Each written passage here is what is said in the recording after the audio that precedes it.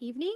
My name is Dr. Michelle Crespo, and today's PD will be on differentiating reading instruction for English language learners, also known as our EL or ELL population.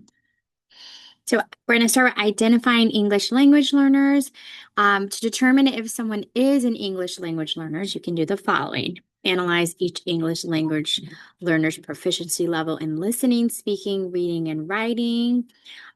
This can be done when you can access the data for that's available to you through the Access or WIDA scores, teacher observations, any run-on records.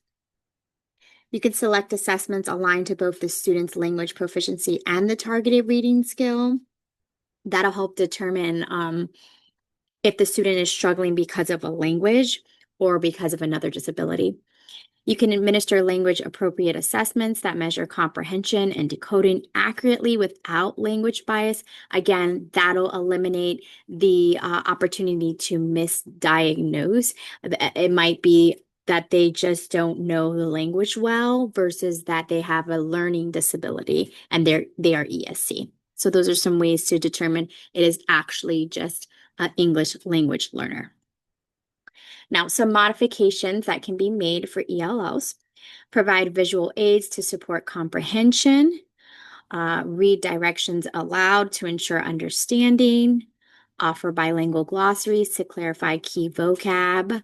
I also want to mention, if you're in person, I'm virtual, but if you're in person, it really helps to label things in the classroom that are used daily, that are addressed daily in both English and in the second language. Rephrase questions using simpler syntax while maintaining academic rigor as well, because they do need to be exposed to grade level vocab, but making sure that the way that you are presenting that information is in a way that they're going to be able to understand.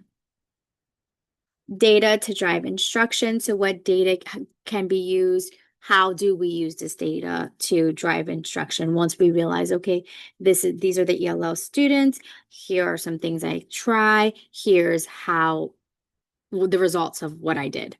So you can group students based on specific skill needs identified through assessment data. So if you notice some students are struggling more in comprehension, you can pull them into a small group and focus on comprehension.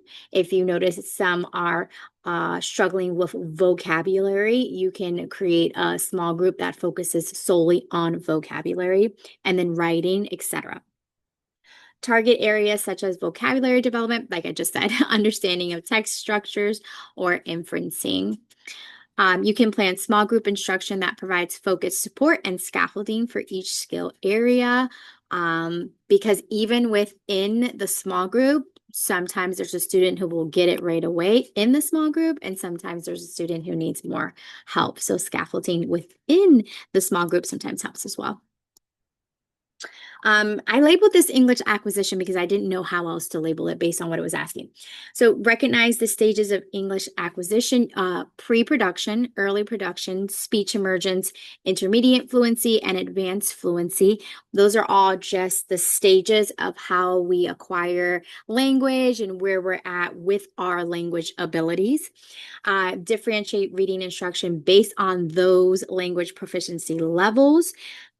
Just because a student is in a higher grade doesn't mean they will be at the same level of English acquisition as their native speaking counterparts, if that makes sense, or peers, their peers.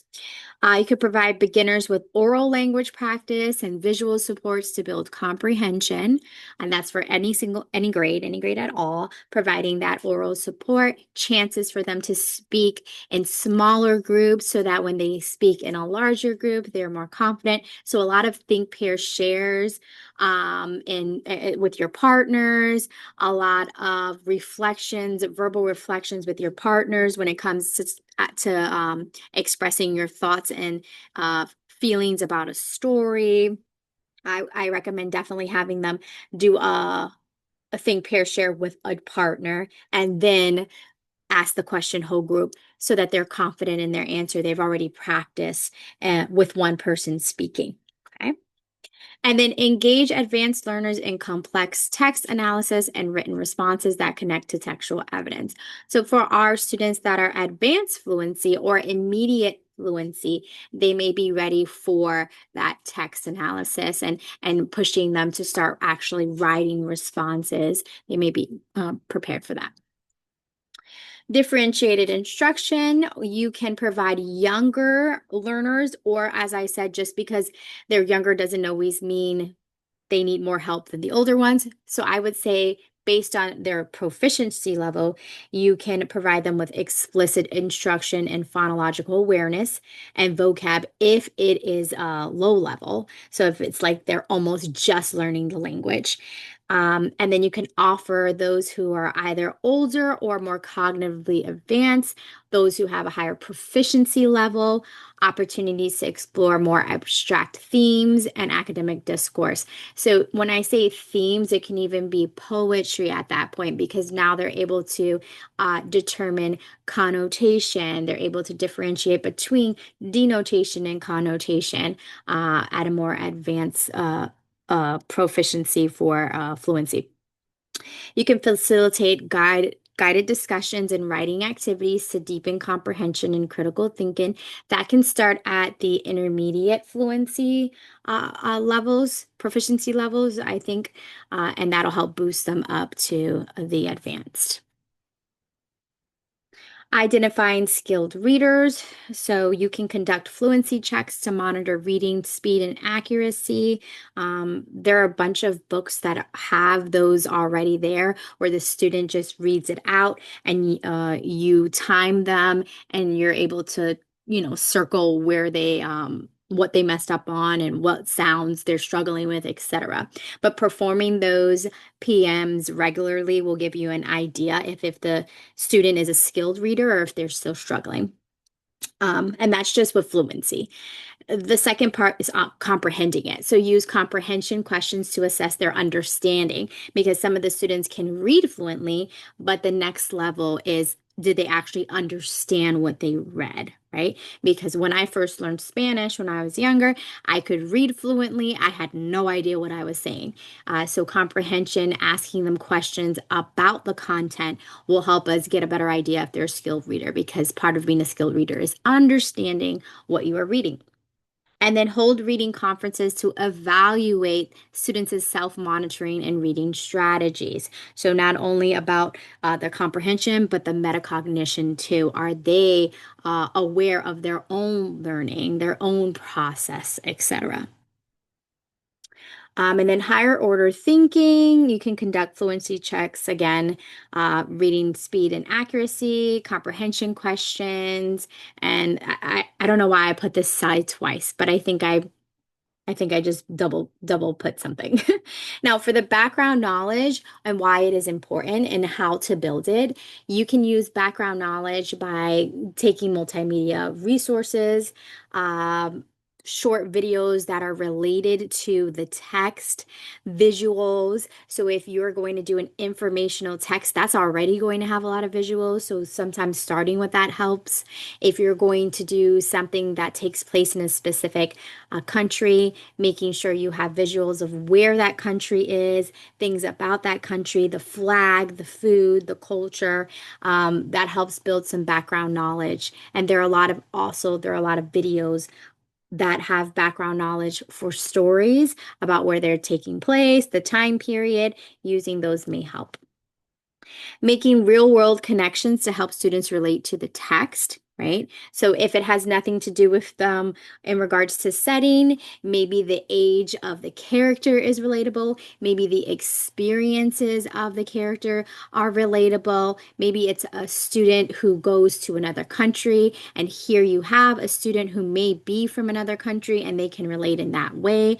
That comes down to you knowing your students and picking content that is already relatable so that they can make those real world connections. Provide vocab previews before reading to activate schema. I would also have them play around with that vocab before they identify it and see it in context in the text, so that they're familiar with the language. And then they go and they see it in the text and they're able to talk about it in the text as well. Okay. And then writing. You can have students summarize text that helps build their comprehension skills. They can respond to harder prompts that talk about maybe the theme of the stories or the characters in the stories that'll help give them a better, give you a better idea of their comprehension. They can also make text to self or text to world connections through a very structured writing prompt. Use sentence stems always. I even use sentence stems with my ESC students. This just gives them an idea of the structure of a sentence. How should this sound? And the reason why that's so important for ELLs is because in certain languages, the order of how things are laid out in a sentence differ. So in Spanish, sometimes things will be opposite than what they are in English, right? So you would say she went to here, and then in Spanish, it might be the other way around. Ensure writing activities serve as both a means of expression and a reinforcement of reading comprehension. So you do want to get their ideas and their opinions about the story, but you want to gauge how they understood the story and did they understand the story. So making sure that that prompt gives the opportunity for them to do both in the writing. Okay, and that's all I have. Thank you.